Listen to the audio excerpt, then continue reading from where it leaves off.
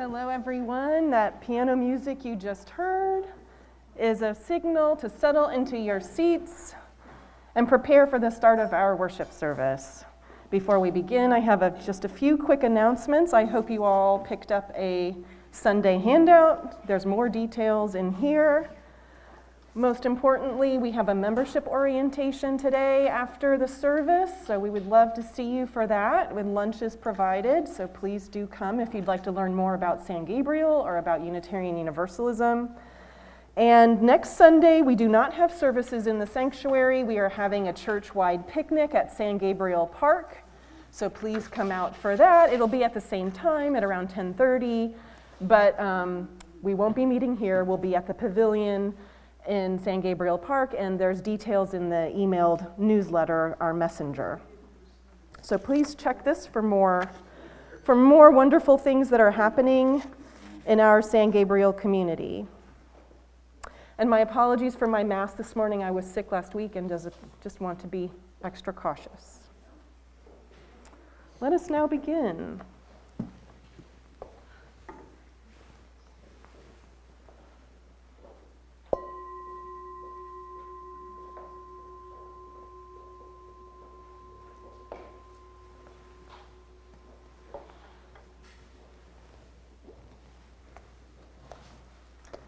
Good morning and welcome to San Gabriel Unitarian Universalist Fellowship. Whether you are here in the sanctuary or watching from home today, we are so glad you are here. My name is Corinna Whiteaker-Lewis. My pronouns are she, her, and I came to San Gabriel 7 years ago to serve as your Director of Religious Education. At San Gabriel, we welcome all, and today that means all ages. Normally, our children exit the service after about 15 minutes and then go to the little house to play and learn. But on the first Sunday of the month, we all stay together with a shortened worship service and then time for discussion and extended activities. We might hear a little more noise, see a little more movement today than we do on a normal Sunday, so let us model welcome for one another with patience and understanding. Parents, your children are always welcome here, and children are a reminder that San Gabriel is growing. San Gabriel is a member congregation of the Unitarian Universalist Association. There are over 1,000 UU congregations across the US and around the world. All of us together are working for a just, peaceful, and sustainable world. Sustaining each other here in community is the first step down the long road of that important work. We especially welcome our guests today. If this is your first time here, thank you so much for coming, and we hope you will stay for coffee and conversation. Members, please do look for visitors' tags and extend a hearty welcome. And if you would like to know more about us and learn about our upcoming events, please fill out our visitors card in the seat back pocket in front of you to sign up for our newsletter. Please know that whoever you are, wherever you are from, whomever you love, wherever you are on life's journey, you are welcome here. Let us greet this day in song. Our opening hymn is number 1017 in the Teal hymnal, Building a New Way, but the lyrics are going to be projected, and we can just stay seated for this so we can all see the words.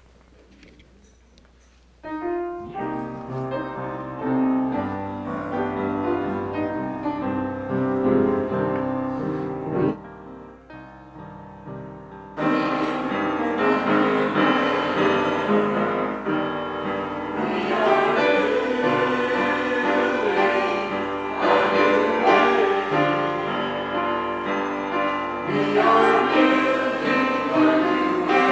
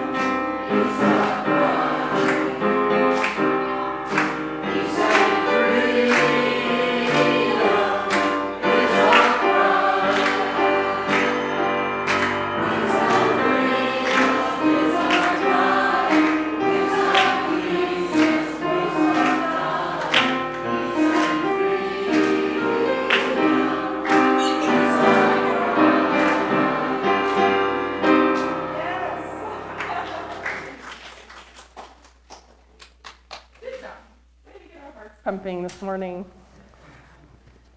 As we light our chalice, we create sacred space together.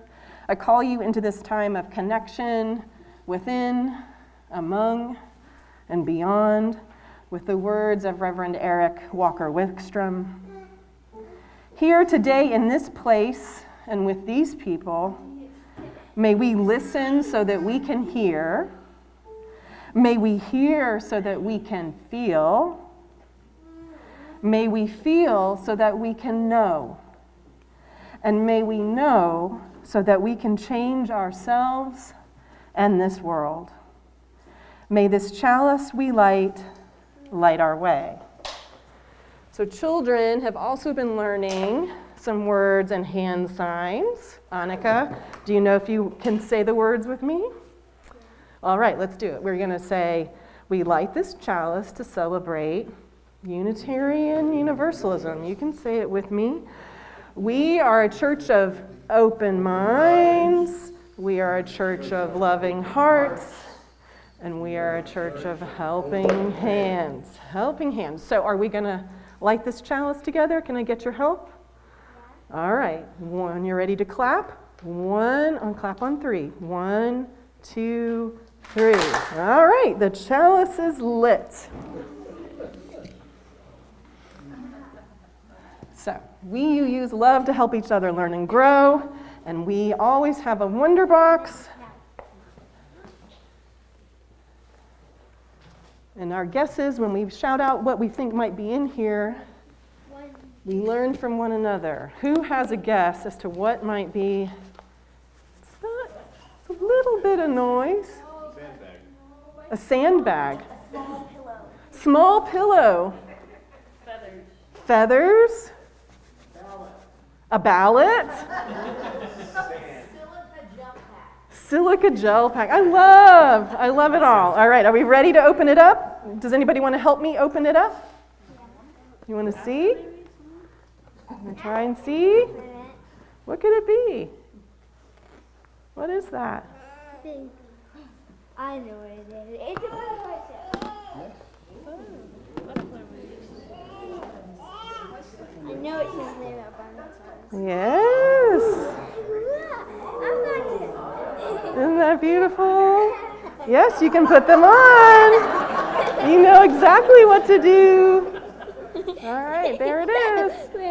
Now you have to hold it out with your hands, right? And then flap. Yes.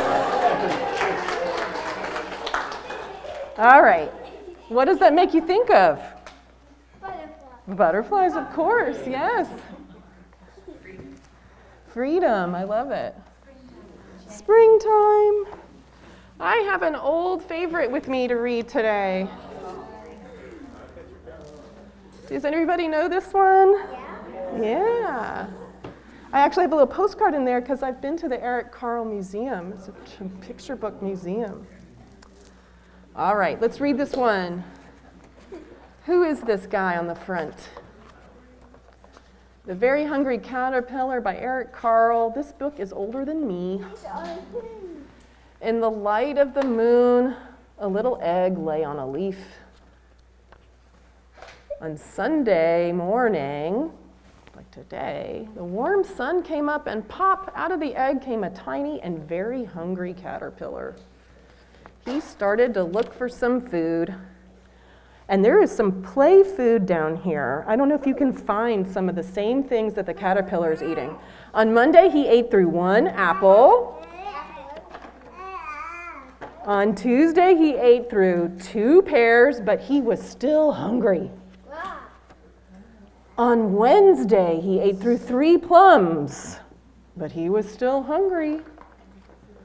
And on Thursday, he ate through 4 strawberries, but he was still hungry. And on Friday, he ate through 5 oranges, but he was still hungry. On Saturday, he ate through 1 piece of chocolate cake, 1 ice cream cone, 1 pickle, 1 slice of Swiss cheese. Oh, they definitely have some cheese in there. We had 1 slice of salami, 1 lollipop, 1 piece of cherry pie, 1 sausage, 1 cupcake. and 1 slice of watermelon. That night he had a stomachache. The next day was Sunday again. The caterpillar ate through 1 nice green leaf. And after that, he felt much better. And he wasn't hungry anymore. He wasn't a little caterpillar anymore. He was a big fat caterpillar. And he built a small house called a cocoon around himself. He stayed inside for more than 2 weeks. And then he nibbled a hole in the cocoon, pushed his way out, and what was he? He was a beautiful butterfly. The end. Anybody have any thoughts on that story? Yes, look, we have more butterflies here.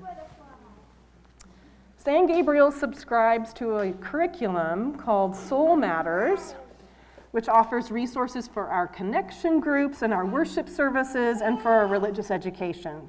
And the theme changes each month. And this year, the whole curriculum is focusing on our values as they are expressed in our new Unitarian Universalist Association covenant. And for March, our theme is transformation. And it is one of those values, along with justice, equity, pluralism, interdependence, and generosity, all of which are grounded in the core value of love.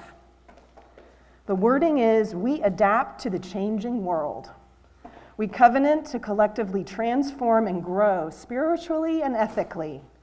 Openness to change is fundamental to our Unitarian Universalist heritages, never complete and never perfect.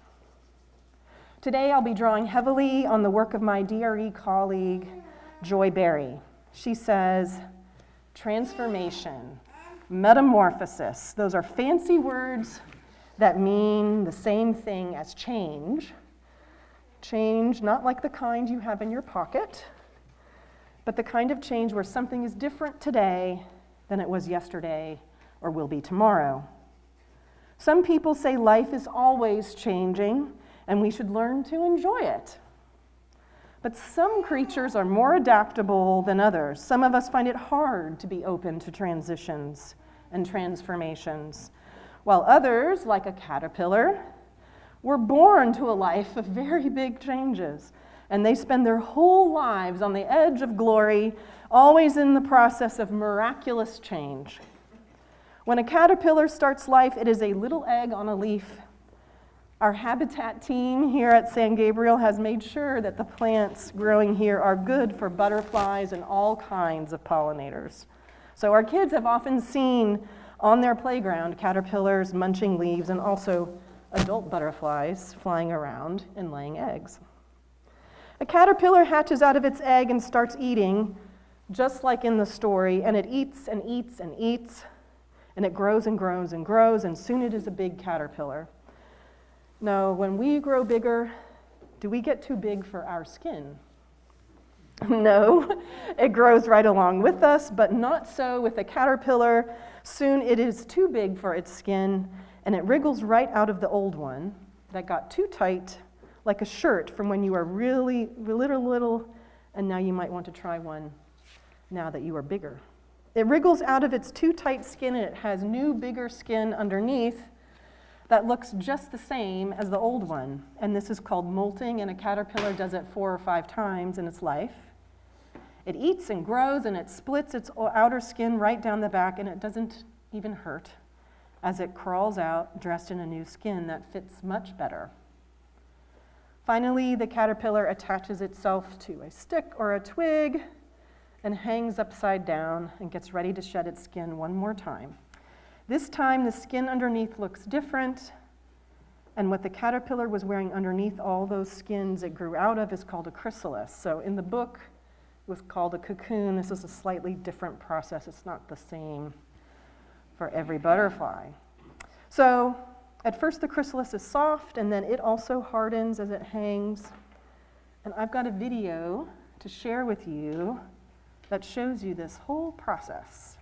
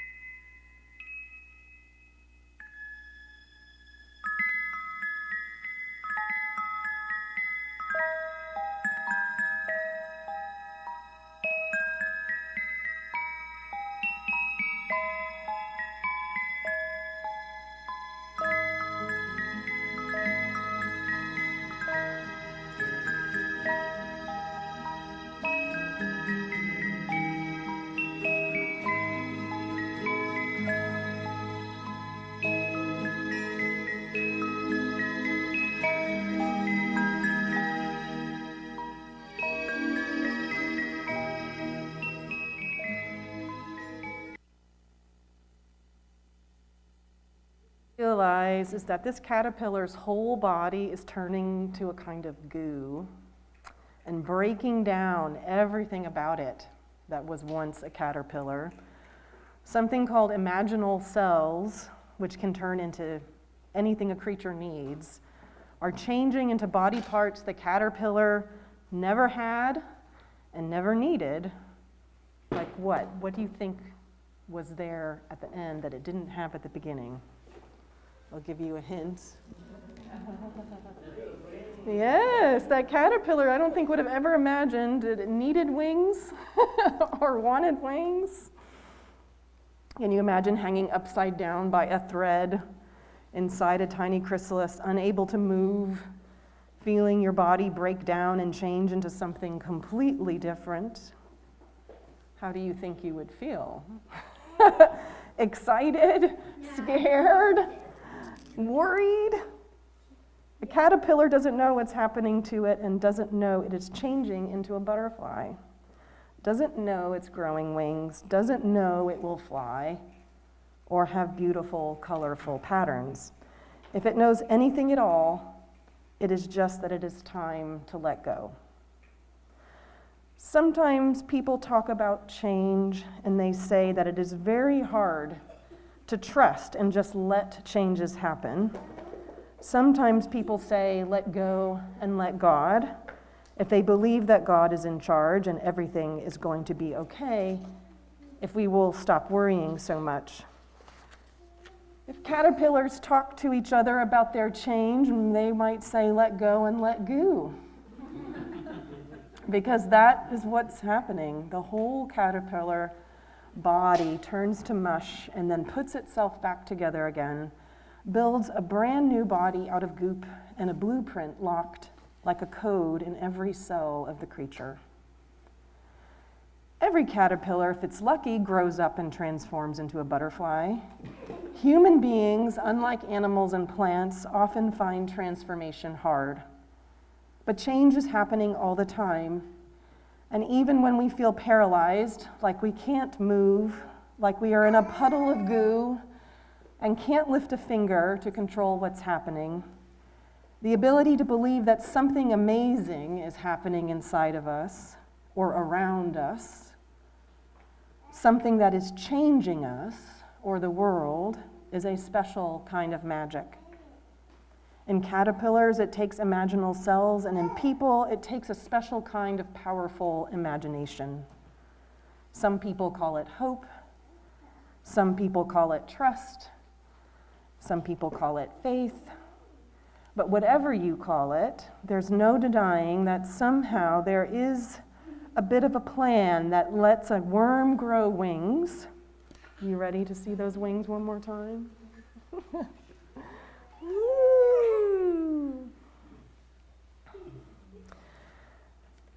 So that anything can happen if we're willing to let go and let the magic in the world happen to us.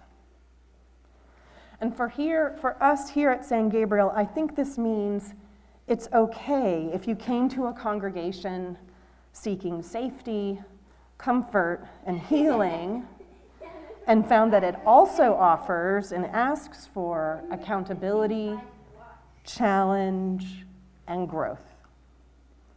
It doesn't mean the faith left you. It means the faith has met you where you were and now calls you to keep going. We are always growing and learning together. One way we do that is simply by getting to know each other better. And so after the service today, I encourage you to sit down together and discuss some of the questions that I've pulled from the Soul Matters packet on transformation. Questions like, what were you told as a child when you resisted change or expressed fear of it? What is your next challenge in daring to be human? If you could go back and change something you said or did this year, what would it be?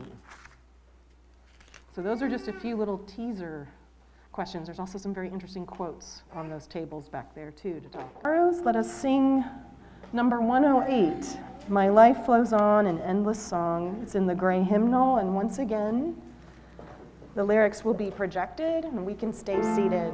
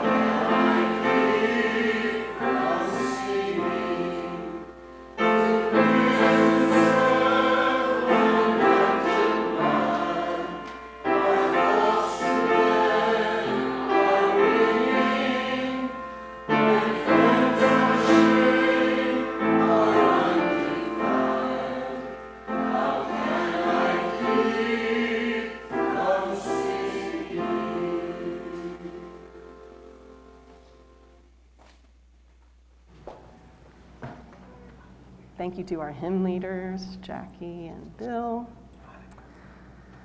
We take an offering each week to sustain this place that we call home and to support the work of our fellowship. If this is your first time here, please feel free to let the plate pass you by. Your presence this morning is a wonderful gift itself. Thank you for coming. And if you've filled out a visitor's card, you can put that in the plate. The offertory music is being performed by Annika today. What are you going to play, Annika? Does it have a name? Wet and Row. What's it called? Wet and Row. Wet and Lightly Row. Okay, we're going to hear Lightly Row. All right. And the offering will now be gratefully received.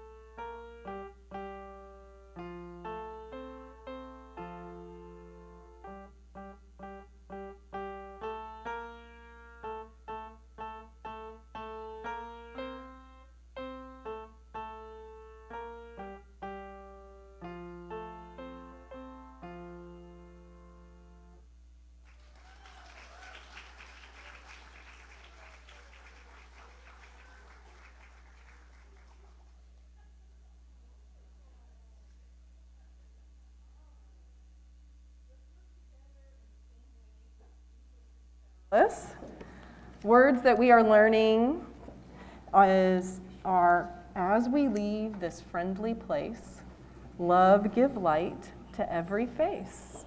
May the kindness which we learn light our hearts till we return. All right, so are we ready to clap our hands again on the count of 3 and turn this chalice off? 1, 2, 3. Wonderful. You all are so good at this. Take these words with you today, good people, from the Reverend Joe Cherry. If we have any hope of transforming the world and changing ourselves, we must be bold enough to step into our discomfort, brave enough to be clumsy there, loving enough to forgive ourselves and others.